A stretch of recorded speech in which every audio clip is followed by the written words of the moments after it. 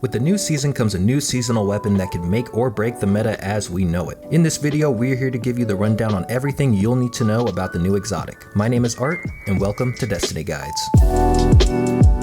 The Exteris is an exotic special grenade launcher that turns you into a hive boomer knight. It comes with the perk Corrupted Nucleosynthesis, which says, this weapon enrages when dealing or taking sustained damage, gaining increased rate of fire while enraged. Just like it says, when you take or deal continuous damage, you become enraged and your rate of fire is increased. For some reason, this isn't something that appears as a buff on the left side of the screen, but you can tell how enraged you are by looking at the 5 outside dots on either side of the scope. The more dots that emit a light green color, the more enraged you are. By itself, this perk doesn't make the gun amazing, but combined with the other 2 traits it has, we can begin to see its potential. Nucleosynthetic Magazine essentially lets us fire as much as we want without ever having to reload, and Loyal Moths allows friendly hive moths to spawn on final blows. These will seek out and detonate targets on impact, and if it doesn't kill the enemy, it'll blind them. When combined, these 3 traits set you up for a pretty fun time. And there is a catalyst, Berserk Rush, which according to Light.gg says, weapon enrages faster while amplified. Final blows with this weapon make you amplified. Now, I have to be honest, even with the catalyst, there are plenty of other arc weapons out there that are great to use. Some examples would be the Forbearance from Vow of the Disciple. It's arguably one of, if not the best special weapon in the game right now, and has been dominating in PvE for quite some time.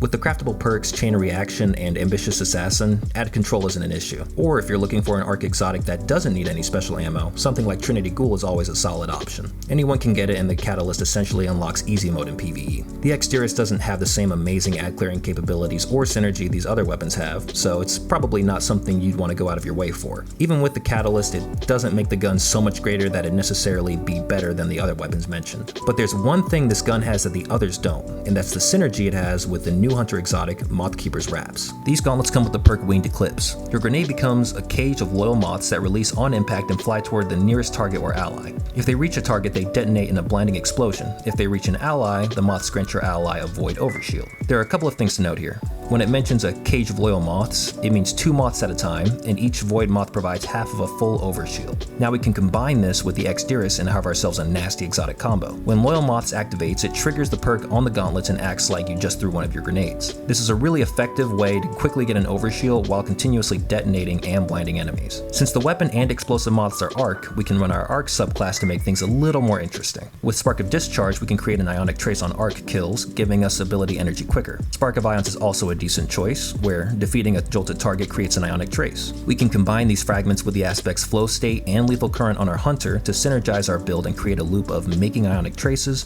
jolting targets, and staying amplified. With each of these moving parts, we can see how this is a really fun and effective build. As long as you have ammo, you can continuously make moths, create overshield, and stay amplified while jolting targets. Personally, this is one of my favorite seasonal exotics to date. Becoming a hive boomer knight, never having to reload, and the moths to top it all off is just fantastic. That being said, this isn't a gun that is an absolute must-have. There are plenty of times where the damage feels underwhelming, and if you're not getting kills, you can't create moths, which gets rid of the bread and butter of the hunter build. It'd be great to see it get a small buff to its damage to make it better overall, but the gun isn't in a terrible place either. I think that it'd be cool for there to be even more exotic combos like this in the future, so this could be the start of something great later on down the line. Now that we've talked about how effective the Exteris is in PvE, we can move on to PvP. Guys, this isn't the move.